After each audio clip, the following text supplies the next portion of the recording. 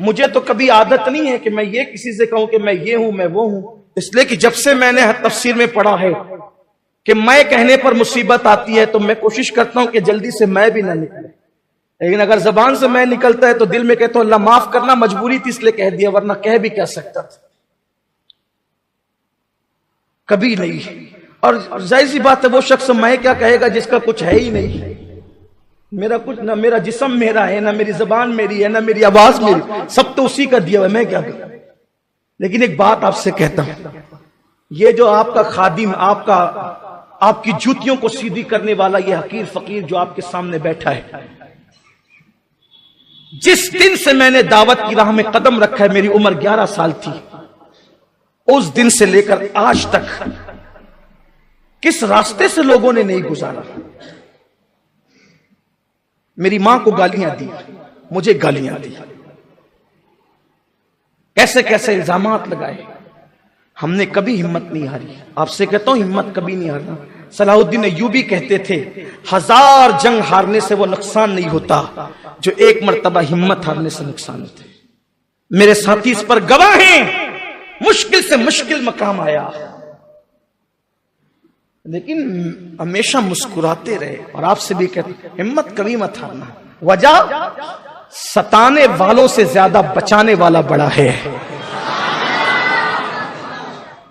مسائل پیدا کرنے والوں سے زیادہ وسائل پیدا کرنے والا بڑا ہے۔ مسائل سے مت گھبرانا، اس لیے کہ اللہ بندے مسائل پیدا کرتے، اللہ وسائل پیدا کرتا ہے۔ جب تمہیں مصیبت آئے، لوگ ستائے، تو طائف کا میدان یاد کر لینا۔ میری اور آپ کی مصیبت طائف سے بڑی نہیں ہے۔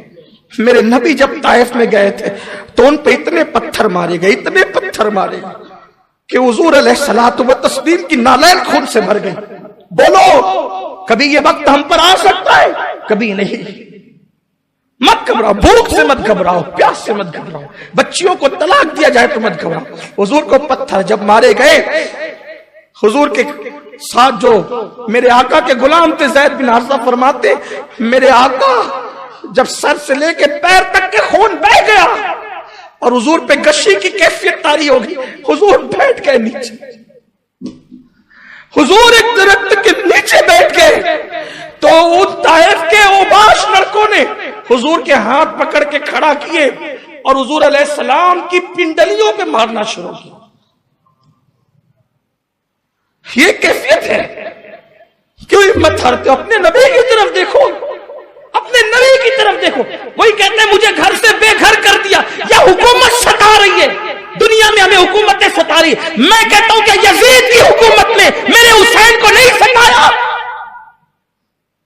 اگر دنیا میں کسی بھی ملک میں کسی بھی خطے میں مسلمانوں پر حکومت کا پریشر ہے تو اپنے حسین کی کربلا کو یاد کر لو، اور کہتا ہوں یاد رکھنا ستانے والا اگر بے گھر بھی کر دے گا تو ستانے والا خود بے گھر ہو جائے گا، اور جسے بے گھر کر کیا جائے اور وہ حق پر ہو تو انشاءاللہ وہ گھر گھر نظر آئے گا۔ اسی لیے کسی کہنے والے نے کہا ہے کہ حسین کل بے گھر تھے، آج حسین گھر گھر ہے۔ کل بے گھر تھے، کیوں؟ بے گھر یزید نے کیا جو مٹ گیا، گھر گھر اللہ نے کیا جو ہمیشہ باقی رہنے والی ذات۔ کبھی مسئلے سے نہیں گھبرانا، کبھی۔ اور آپ کو بتاؤں، اللہ نہ کرے اللہ، کبھی تم پر زنا کا الزام بھی لگ سکتا ہے، بدکاری کا الزام بھی لگ سکتا۔ تم پاک دامن، ایک بات ہمیشہ یاد رکھو، اپنے معاملات اپنے اللہ سے درست رکھو، بس چھوڑ دو، کسی کوئی اوقات نہیں۔ کوئی تم پہ زنا کا الزام لگائے، لڑکی کا الزام لگائے، لواطت، اگر الزام ہے، الزام کی کوئی حیثیت نہیں۔ تم اگر سچے ہو چپ رہو، کچھ نہیں بولنے کا، خاموش۔ کہاں سے ملا؟ دیکھ لو حضور کی پیاری زوجہ، ہم سب کی امی جان، ام المومنین سیدہ طیبہ طاہرہ، سیدہ طیبہ طاہرہ، میرے نبی کی زوجہ ام المومنین حضرت عائشہ صدیقہ رضی اللہ تعالیٰ عنہ۔ منافقین نے الزام لگایا، اور وہ گندا جو الزام لگا اب اس کا ذکر نہیں کرتا، آپ سمجھ گئے الزام کیا لگا۔ ایسا پروپیگنڈا کیا منافقین نے کہ بعض کلمہ پڑھنے والے مخلصین بھی اس کا شکار ہو گئے اور وہ بھی کہنے لگے کہ انہوں نے ایسا کیا، انہوں نے ایسا کیا. ام المومنین کو پتا چلا میرے بارے میں اتنی گندی بات. ام المومنین چلی گئی اپنی امی کے یہاں. ام المومنین چلی گئی اپنی امی کے یہاں. کچھ نہیں صفائی، کوئی صفائی پہ نہیں. کیا کہا پتا ہے؟ حضور ملنے آئے تو آقا تو صحابہ میں کہہ چکے تھے کہ میں اس کو خیر سے کے علاوہ اس کا کچھ نہیں جانتا. ان کی کنیز کو جو ان کے یہاں رات دن رہتی تھی گھر میں، ان کی کنیز کو بلایا. مولا علی نے کہا تجھے ماروں گا ورنہ سچ بول، کیا معاملہ ہے، صحیح بتا. حالانکہ مولا کائنات بھی پہلے کیا بول چکے تھے؟ یا رسول اللہ آپ کی بیویاں پاک ہے. کیوں؟ دلیل کیا پیاری دی میرے مولا نے. مولا علی کہتے حضور آپ کی نالین میں جو کا خون لگ گیا. کس کا خون؟ جو کتنی بڑی ہوتی ہے؟ اتنی سی ہوتی ہے. خون اس کا کتنا ہوتا ہے؟ اتنا سا. اس سے ناپاکی ہوتی ہے مفتی صاحب؟ اتنا سا خون جو حضور کی نالین میں لگ گیا.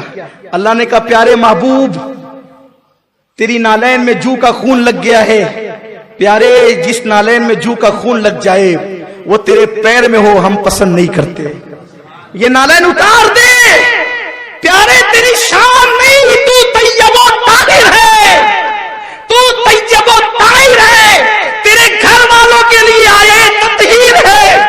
اگر تیری نالین میں جو کا خون لگ جائے نکال دے اس نالین کو، اتار دے اس نالین کو. تیری شان نہیں کہ جس میں جو کا خون لگا ہو وہ نالین تیرے پیروں میں ہو. مولا کائنات کہتے حضور میرے ماں باپ آپ پہ قربان، اگر نالین میں جو کا خون لگ جائے تو اللہ اس کو اتار دینے کا حکم دیتا ہے. اگر کوئی بیوی آپ کی معاذ اللہ کوئی غلط کام کرے تو اللہ اس کو آپ کے نکاح میں رکھنا کیسے پسند فرمائے گا؟ جب نالین پہ جو کا خون لگے وہ پسند نہیں ہے تو کسی پر گندی نظر پڑے اور وہ آپ کے حرم میں رہے، اللہ کو یہ گوارا نہیں ہوگا. لیکن جب پوچھنے کی بات آئی تو مولا کہنے لگا تجھے ماروں گا، صحیح بتا. اس نے کہا سچ بتاتی ہوں. عائشہ ایسی ہے، ہر خوبی ہے، ایک خوبی ان میں نہیں ہے. کہا اس کا بچپنا ہے نا تو وہ آٹا گون کے سو جاتی ہے. وہ آٹا گون کے سو جاتی ہے اور بکری آ کے اس کا سارا آٹا کھا لیتی ہے. بس یہی اس کے اندر کوئی چیز میں دیکھتی ہوں جو اس کی شان نہیں، باقی اس میں ہر خوبی موجود ہے. سب ہنس پڑے. کہا یہ بھی کوئی بات ہے؟ اس کے علاوہ کوئی عیب اس میں نہیں ہے. کہا کہ بچپنا ہے.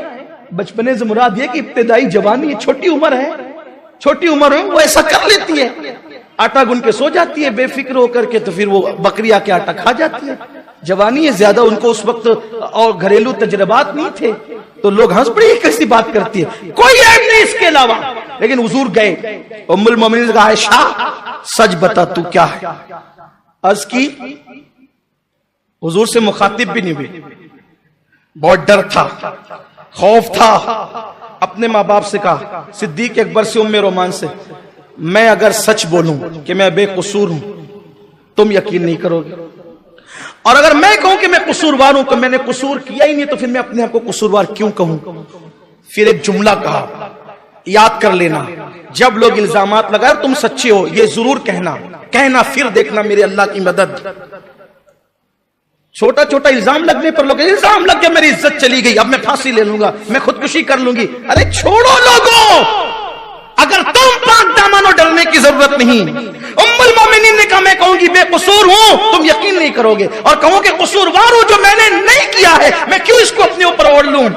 میں تو کسی سے کچھ نہیں کہوں گی، میں تو یہی کہوں گی ھذا افک مبین، یہ بہت بڑا گندا کھلا ہوا الزام ہے، بہتان عظیم ہے، یہ بہتان عظیم ہے یہ. اب بہتان عظیم لگ گیا، الزام لگ گیا، اب میں کیا کروں؟ وہ کہتی ہے میں کچھ نہیں کہوں گی، وہی کہوں گی جو یعقوب علیہ السلام نے کہا تھا. کیا؟ واللہ المستعان علی ما تصفون. اس سے پہلے فصبر جمیل، فصبر جمیل، میں خوبصورت صبر کرتا ہوں. یعقوب علیہ السلام کے جملے. تو انہوں نے کہا میں خوبصورت صبر کرتی ہوں، اور خوبصورت صبر کیا رکوں گی، میں کوئی صفائی نہیں دیتی، میں پاک دامن ہوں، میں کوئی صفائی نہیں دیتی، میں چپ رہوں گی. لیکن کہہ کیا رہی ہوں؟ واللہ المستعان علی ما تصفون. اس معاملے کا تصفیہ تو بس میرا اللہ ہی فرمائے گا. اور چہرہ ادھر رخ کر کے بہت بیمار ہو گئی تھی صدمے سے. ظاہر سی بات ہے جس کے بستر پہ قرآن نازل ہوتا ہو اس پر لوگوں نے اتنا گندا الزام لگایا. میں تو جب یہ لمحات پڑھتا ہوں تو مجھ سے برداشت نہیں ہوتا. لوگوں نے چھوڑا کس کو ہے مگر ہمت نہیں ہارنا. ام المومنین نے بہت بیمار ہو گئی تھی, بیٹھنے کی طاقت نہیں تھی. واللہ المستعان والا بات سکون کہہ کر کے چہرہ پھیر لیا اور دیوار کی طرف رک کر کے لیٹ گئی. بس اتنا کہنا تھا, واللہ المستعان والا ما تصفون. اللہ تصفیہ فرمانے والا ہے, اللہ خلاصہ کرنے والا ہے. جو اللہ کو پکارے پھر وہ تو مستعان ہے, مدد کرنے والا ہے. کہاں جاتا ہے؟ ادھر ام المومنین نے آیت پڑھی واللہ المستعان والا ما تصفون. ادھر انہوں نے رخ پھیر کر کے آنکھ بند کر لی, ادھر حضور پر وحی کے نزول کے آثار ظاہر ہو گئے. اور سورہ نور کی 10 آیتیں نازل ہوئی جس میں حضرت عائشہ صدیقہ کی اللہ نے پاک دامنی کو بیان فرمایا. ام المومنین سے حضور نے کہا عائشہ مبارک ہو, عائشہ مبارک ہو, دیکھو تمہارے لیے اللہ نے کیسی برات نازل فرمائی. ام المومنین کہتی ہے میں تو بے قصور تھی اور مجھے یقین بھی تھا کہ میرا اللہ میری بے گناہی کو بیان کر دے گا, لیکن میں تو بس اتنا سوچتی تھی اللہ جبریل کو بھیجے گا اور کہہ دے گا کہ عائشہ بے قصور ہے تو میری بے قصوری ظاہر ہو جائے گی. لیکن مجھے یہ امید نہیں تھی کہ میری برات میں, میری طہارت میں اللہ قرآن کی آیتیں نازل فرمائے گا. کیونکہ اگر حدیث میں آتا تو لوگ کبھی پڑھتے کبھی نہیں پڑھتے چھوڑ دیتے, مگر اللہ کی شان دیکھو. جس نے اللہ پہ بھروسہ کر کے خاموشی اختیار کی, اللہ نے قرآن کی آیتیں نازل کر دی. آج بھی حافظ قرآن اس وقت تک کہ تراویح میں قرآن ختم نہیں کرتا جب تک کہ عائشہ کی طہارت کو بیان نہیں کر لیتا. اور میرے آقا امام اہل سنت کہتے ہیں شمع دل مشکات تن سینہ زجاجہ نور کا, تیری صورت کے لیے آیا ہے سورہ نور کا.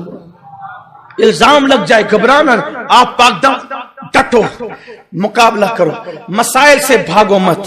تو وہ بات آخری جو کرنے چلا تھا کہ عورتوں پہ الزام لگ جاتے ہیں, ڈر جاتی ہے, تہمت لگ جاتی, نہیں کوئی ضرورت ہے, رشتے جلدی نہیں آتے, پریشان